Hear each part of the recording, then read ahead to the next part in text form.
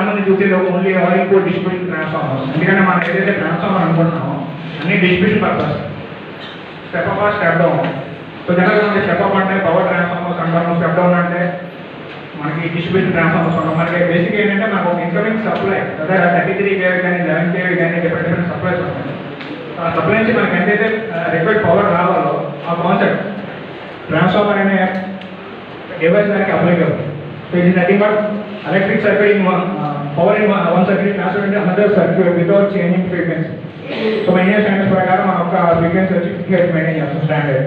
అదే we go for Canada, they use to maintain 60 Hz frequency. Because కెనడాలో మనం వచ్చి ఇక్కడ ఇండియాలో మన 65 సప్లై వచ్చి 230 volts, వెరాస్ in case of north America they use to maintain 120 volts. So అక్కడ అంత పవర్స్ మెయింటెనెన్స్ అంత గొప్పగా ఉంటుంది కాబట్టి అంత మెయింటైన్ చేయగలుగుతుంది.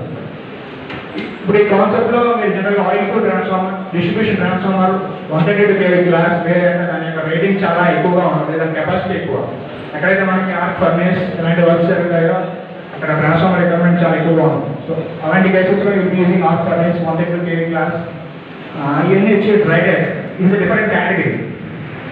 మనకి ట్రాన్స్ఫార్మర్స్లో మేజర్గా చెప్పుకోవాల్సింది ఏంటంటే insulation. Insulation is major important. Insulation అంటే ఇక్కడ డిఫరెంట్ ఓల్డింగ్ కాదు, nothing but protection. A transformer అయినా దాంట్లో ఒక హీట్ జనరేట్ అయినప్పుడు దాన్ని కంట్రోల్ చేయడానికి ఒక కూలింగ్ మీడియం కావాలి. In the case of oil cool transformers, oil is nothing but